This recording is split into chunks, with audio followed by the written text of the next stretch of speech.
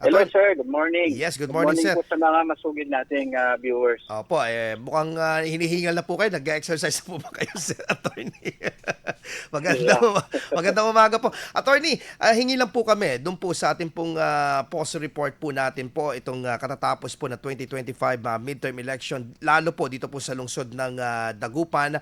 Inyo pong assessment so far po, Attorney Michael.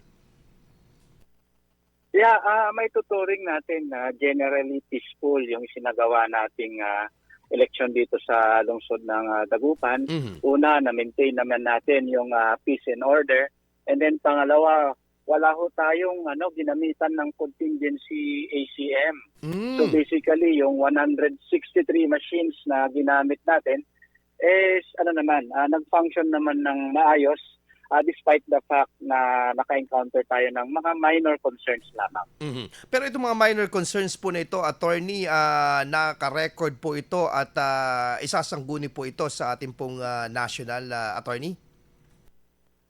Yeah, naman yan, every end of the election, nagkakaroon ho tayo ng post-assessment, post-election assessment. Opo. So, we're not saying na perfect yung system na ginamit natin. And there are a lot of rooms for improvement so that by when presidential and national election comes on 2028, mas magiging maayos pa yung Mhm. isasagawa nating election din. Correct. Sa mga ibang lugar po, attorney, meron pong mga naghain ng protest at reklamo po patungkol po doon po sa proclamation po, pagharap po. Dito naman po naiproklama naman po lahat po ng mga nanalo po na kandidato Dagupan na attorney Michael. Yes, opo, pasado alauna ng madaling araw ng December 13, May 13 nakapag-proclaim naman tayo. And in all fairness, lahat ng na-proclaim natin regardless of the color pumunta doon sa canvassing venue. So far wala pa naman tayong natanggap na information kung may mag-aain ng protest. Apo. May pending po actually na sinampahan po ng kaso ng vote buying di umano allegedly. Dito po sa Dagupan na naka-file po yung parang kaso po ngayon na base po sa nakala po namin impormasyon with the PNP. Ano po ang status po dito, Sir Michael, on the end of COMELEC, Sir Michael? Yeah, warrantless arrest yung isinagawa noon nung caught in the act yung mga allegedly involved sa vote buying. Ngayon nakampa ho siya sa DOJ, hindi po sa COMELEC. So, yung rules po ng DOJ sa pagsasampa ng kaso ang iiral po diyan. Wala pong intervention coming from the COMELEC. Apo. Kasi para sa kaalaman ng lahat, meron hong concurrent jurisdiction ng COMELEC at ang DOJ to determine probable cause or to conduct preliminary investigation sa mga election offenses. So since naihain na po yan sa DOJ, siyempre exclusive na po yan for DOJ. Okay. Sige po. Attorney, kamusta naman po yung pong mga nagsilbi po natin na mga from COMELEC, mga kawani po natin hanggang sa mga teachers po natin po? Kamusta naman po yung kanilang naging experience at syempre yung benepisyo na rin po, attorney, itong honoraria pag pinag-uusapan po natin, itong katatapos po na midterm election? Yeah, sa totoo lang po, nakakataba ng puso yung reaction ng ating mga teachers na kahit halos 24 hours na walang tulog.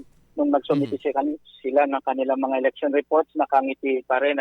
Kasi yan naman yung pakiusap natin sa kanila na habaan ng pasensya, tulungan natin i-assist natin yung mga botante natin. Now, siyempre, kailangan natin mai-release kaagad yung kanilang honorarium kasi deserve naman nila yan. So dito po sa lungsod ng Dagupan, we will start the distribution of their honoraria by next week po. Apo.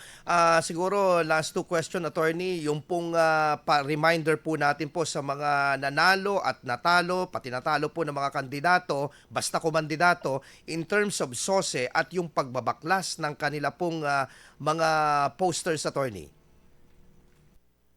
Tama po. Lahat po ng mga kumandidato regardless of the the outcome, obligado ho na tanggalin natin lahat ng mga campaign posters. So tapos na po ang eleksyon. So dapat magtulong-tulong na po tayo na linisin. Ano pong linisin timeline ang, dito, attorney? lungsod ng Dagupan. Attorney, anong timeline po nila They are dito? given 5 days. Mm. They are given 5 days lamang po after the election. Now, secondly, yung pinaka-importante po, ulitin ko, lahat po ng kandidato kailangan ho magsumiti ng kanilang statement of contributions and expenditures until June 11. Now, ang danger po niyan, kapag hindi ho kayo nagsumiti, lalo na doon sa mga na-proclaim, hindi ho kayo makakaupo at mape-penalize pa po kayo. So ano po, kailangan on time po ang submission natin ng SOSE. Wala pong extension yan dahil batas na po yung nagsabi ng takda ng huling araw. Opo. Okay po, attorney, ano po ang calendar of activities na po ngayon? Tapos na po ang 2025 midterm election ng COMELEC Dagupan. Kailan po pwedeng mag-resume, pumunta po yung mga kababayan natin? Kasi I'm sure wala pa pong napapasang batas, kaya tuloy, nasa mode pa rin kayo na tuloy ang BSKE sa December 2025. Tama po ba?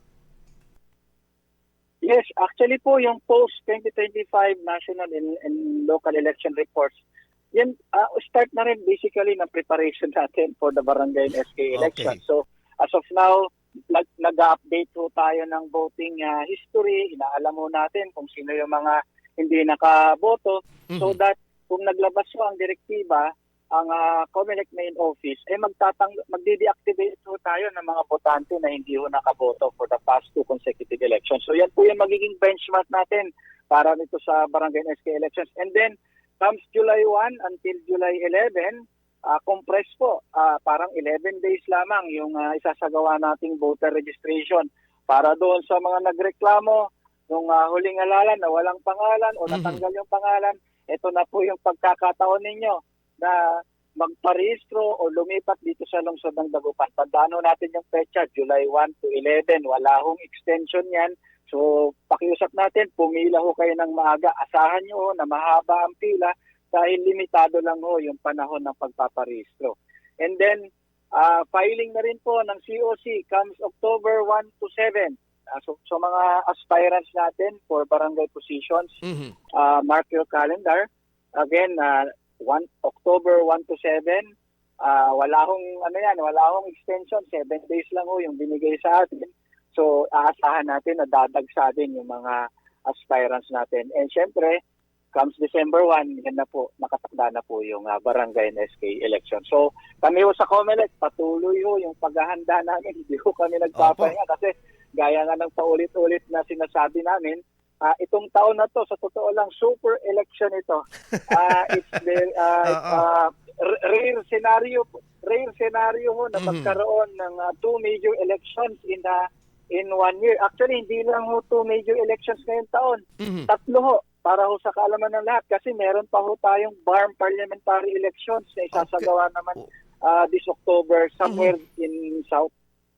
Grabe, no? Talagang punong-puno po kayo. Anyway, maraming salamat, Attorney Michael Frank Sarmiento. Pagkakataon po ninyo para pasalamatan po lahat po ng ating pong mga kawani sa COMELEC, sa lahat po ng mga bumoto, at syempre sa lahat po ng mga nag-volunteer at masagawa po ito pong successful na 2025 midterm election Dagupan. Yeah, samantalahin ko yung pagkakataon na ito na pasalamatan ho natin yung mga poll workers na nagsilbi nitong mga nakaraang elections. Kasama na rin po dyan ang PNP, ang AFP, ang BGMP, ang ating mga technicians, siyempre yung mga kasamahan natin sa COMELEC na nagsakripisyo para lang mag-itawid natin itong halalan na ito. And then siyempre sa ating mga constituents, imagine, we recorded at 87% na voters turnout. Napakalaki po ito. In average, parang 9 out of 10 po ang pumunta sa presinto para lamang makaboto. So again, maraming salamat po at sana pinagkatiwalaan nyo yung resulta ng ating halalan. Ngayon, sa mga kandidato naman, lalo na yung mga na-proclaim natin, panahon na po para simulan natin at gampanan o tuparin yung mga pangako, yung mga plataforma na inilatag natin nung nakaraang campaign period. So tapos na po ang pamumulitika, back to business na po Correct. tayo. Attorney Michael Frank Sarmiento, maraming salamat din po sa inyo kasi for sure, ngayon na deserve ninyo maraming tulog. Bagong busy ulit. Salamat, Yeah. Attorney. God bless po. Yeah. Maraming salamat po at mabuhay kayo. Mabuhay po kayo. Attorney Michael Frank Sarmiento po ang Election Supervisor po ng COMELEC Dagupan City. Idol, susunod na po ang RMN News Nationwide.